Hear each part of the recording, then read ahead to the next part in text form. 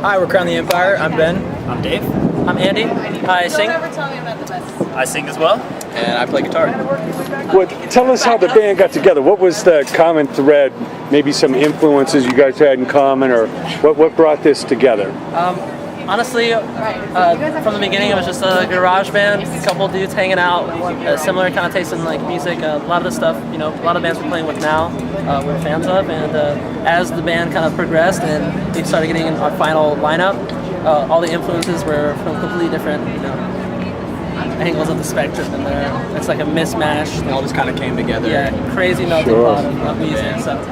Yeah. That's great. Now, coming from Texas, obviously there's a rich music heritage, but different styles. Yeah. Not necessarily the epicenter of alternative or hard rock. What do you think you drew from the local music scene, or being from Texas? I was in the local music scene for probably 5 or 6 years, and it's doing great there. Compared to like a lot of places we've hit that have had a lot of local bands come out and play or open for us or anything like that, I'm like really surprised that it's not like huge there. And every time we go to Dallas or anything like that, there's so many kids there at the local scene. Yeah, and it's not even one specific type of music. Like you said, there's so many different genres, and every single one of them is every concert. You can find any concert on Friday night. Really supportive fans down there for sure. And I'm actually from Washington State, and it's really like dead up there. Like there's not a big scene, so Dallas is a great place to start a band. Of course, back in the early '90s, everybody moved there and put flannel on. Right. I've got a few flannels. On my Tried to Kurt Cobain it. After Kurt and Lane died, everybody onto a different music. Describe your music for someone that hasn't heard it. It is like a mutt of rock and roll and metal and lots of we take classical instruments. Like we have strings, we have straight breakdowns, we have just riffs and we have ballads. It's a mishmash of everything. We take influence from like modern bands and older bands and classical types of music and all kinds of stuff. It's hard to describe as like one melodic, heavy music, I guess. Melodic, heavy, but it's not melodic hardcore because there is screaming. As well, theatrical is the best word to Sure. sum it all up. Yeah, it's very Theatrical hardcore music. Well, it really comes down to there's only two kinds of music that moves you, music that doesn't. So you took a lot of the music that moved you, kind of put it in a big pot. Definitely. And it works for you. And these days there's no rules. Yeah. If people react to it, and they obviously are, it flies. I understand the new record's coming out on Rise Records. How did that happen? We got signed to Rise shortly after we released our first EP on our own, and this is our second album on the label, and it is, we're super proud of it. We got as much time as we needed this time. We got all the funding we needed to make it the best we possibly could. Rise is extremely helpful. Yeah, Rise, they're an incredible label, and they've been nothing but and they've never had any say in the actual creativity of the songs. Like a lot of people say Rise like changes bands, and this is a Rise band, and this and that. Like I can't speak for other bands, but for us, they have had no say. They've just been like, you guys are doing great. Nothing but support. They've just been very They supportive. say, go for it. Yep. So Obviously, gave us some direction, but it's awesome. Sure. as creativity goes, they were. Yeah, we couldn't be happier about it.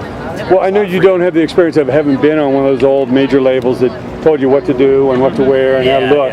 But what are the advantages you guys feel of an independent like Rise and just the whole independent community as a whole? The freedom, just kind of like what we were talking about, is the freedom of you can express how you want to, and I'm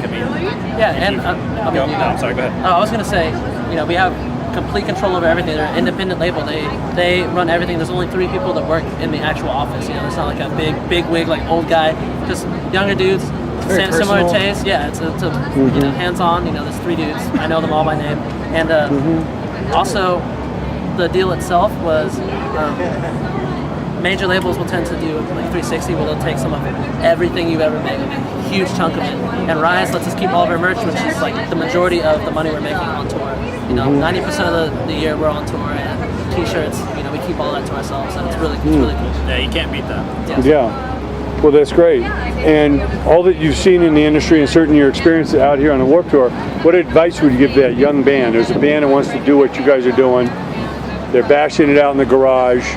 What do they need to focus on to have a shot at being a unique band? Look at the bands that, like a band that you want to be like, and see what they're doing that you're not.